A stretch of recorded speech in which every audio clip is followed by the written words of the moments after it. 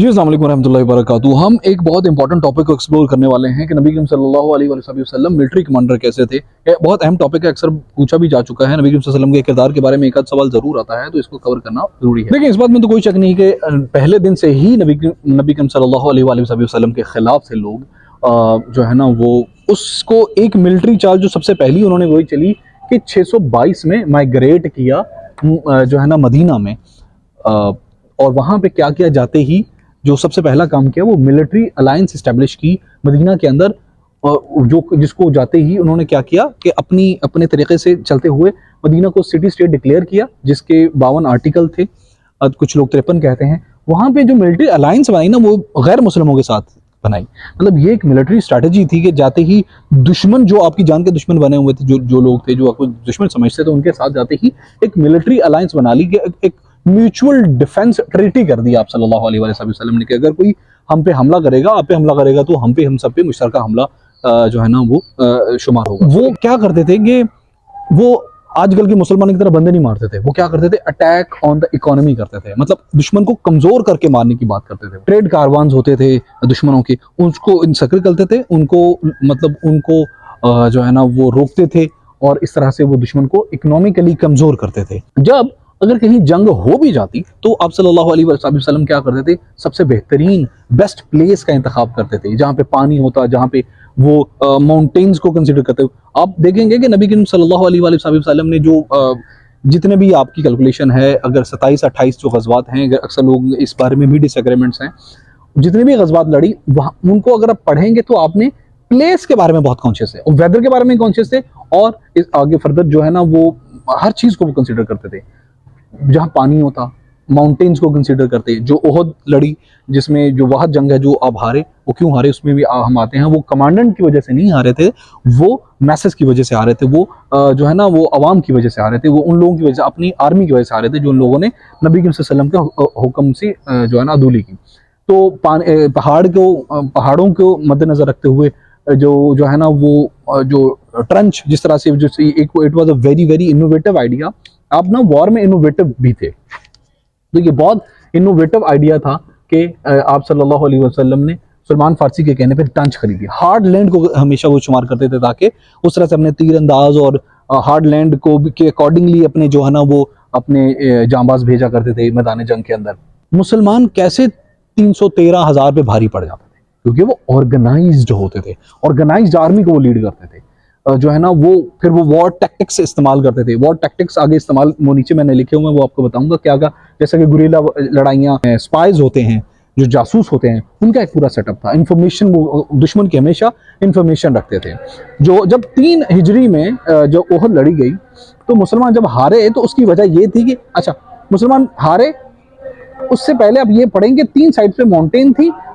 आप सल्लल्लाहु अलैहि वसल्लम ने माउंटेन पे ना 50 तीर अंदाज खड़े कर दिए, और उनको बोला कि अपनी जगह से मत हिलो, बेशक तुम हिलना, बेशक तुम्हें ये पता चले कि काफिरों ने हमें मार दिया है, तुमने अपनी जगह से मत नहीं हिलना, बेशक तुम्हें ये पता चले कि हम काफिरों पर गालिब आ गए, लेकिन जब तक मैं ना कहूं। लेकिन उन्होंने क्या किया, वो माले गनीमत के चक्कर में जब देखा कि मुसलमान फौज हैवी हो रही है, तो वो जो 50 तीर अंदाज ऊपर खड़े हुए थे 3 पहाड़ों पे, उन्होंने जब देखा कि हावी हो रहे, तो माले गनीमत कहीं बाकी मुसलमान लूट लें, तो तब भी मुसलमानों में लालच था, तो माले गनीमत के चक्कर में नीचे आए।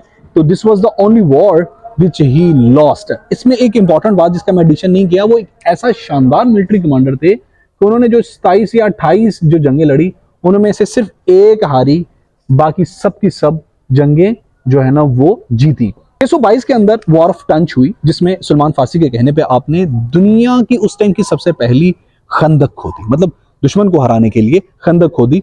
जब देखा कि हालात इस तरह से हैं कि दुश्मन ऐसे हराना है, मौसम को, फिर वो मौसम को कंसीडर किया कि फिर इस तरह से जो है ना वो दुश्मन मौसम की वजह से फिर दुश्मन वहां से भाग गया।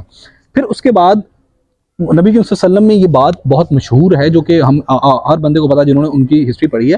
वो कंसल्टेशन करते थे और कोऑर्डिनेशन करते थे अपनी मिलिट्री के हर एक बड़े अफसर के साथ। उनका कंसेक्यूटिव कंसल्टेशन और कोऑर्डिनेशन रहता था in all the Wars which he fought. अगर कंसल्टेशन हुई थी, सलमान फारसी ने मशवरा दिया ना, एक आम मतलब उन्होंने जो नीचे के जो बंदे थे उन्होंने मशवरा दिया कि भाई हम प्रॉफिट पीस पे पौने हम एक खंदक खोते हैं। तो उन्होंने खोदी, और वो जंग अल्लाह पाक ने मुसलमानों के हक में।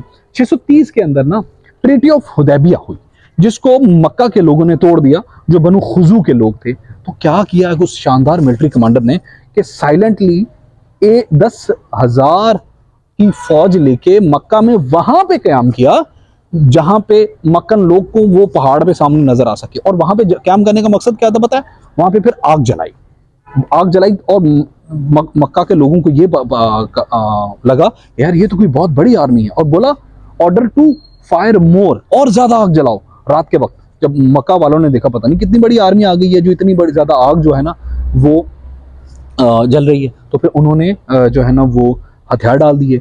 और फिर उस अजीम मिलिट्री कमांडर ने क्या किया? उस अजीम मिलिट्री कमांडर ने ये किया कि किसी कोई एक खून भी नहीं बहाया, एक खून का कतरा भी नहीं बहाया, और इस्लाम की तारीख की सबसे बड़ी जंग जीती, मक्का को फतह किया। एक अपनी मिलिट्री स्ट्रेटजीज की वजह से, अपनी मिलिट्री कमांड की वजह से, अपनी मिलिट्री टैक्टिक्स की वजह से इतना शानदार मिलिट्री कमांडर था कि उन्होंने अपनी इस्लाम की सबसे बड़ी जंग, अपने इस्लाम का सबसे बड़ी फतह हासिल की, इस्लाम की सल्तनत का आगाज किया, एक भी खून का कतरा बहाए बगैर। अब मैं यहाँ पे वो सिंगल पेपर की थोड़ा सा आपको बता दूं कि जंगे अबुआ, गज़वा अबुआ 1 हिजरी में हुई थी, गज़वा बदर 2 में, ओहद 3 में, रजी 4 में, तंच 5 में हुई थी, गज़वा हुदैबिया 6 में, सुलह हुदैबिया 6 में हुई थी, कॉन्क्वेस्ट ऑफ खैबर 7 को हुआ था, गज़वा मौता या फतह मक्का 9। अब सल्लम हर जंग में मुकम्मल तैयारी के साथ जाते थे, मुआशरी इंसर्कलमेंट करते थे, मुआशी जो है ना इकोनॉमिक इंसर्कलमेंट करते थे, मुआशी मुहासरा बंदी करते थे, अचानक हमला करते थे। जब मतलब आप अगर उनकी वो वर्ड्स पढ़ेंगे you would come to know कि वो दुश्मन पे अचानक हमला करने की गुरिल्ला कार्रवाइयाँ आप सल्लल्लाहु अलैहि वसल्लम के दौर में शुरू हुई। मुतफर्रक चालें, मतलब हर वॉर में टैक्टिक उनका अलग होता था, हर वॉर में एक नए तरीके से एक नया इंसान दुश्मन को मिलता था जिसको डिफीट करना और जिसको समझना मुश्किल हो जाता था। सो ये उनकी पावर बन जाती थी।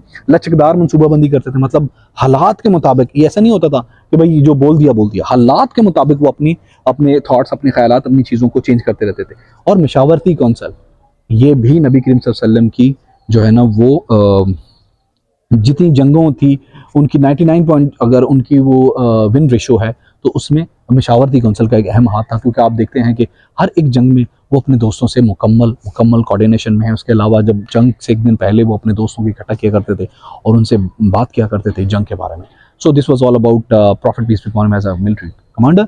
अपना ख्याल रखें। पाकिस्तान पाइंदाबाद।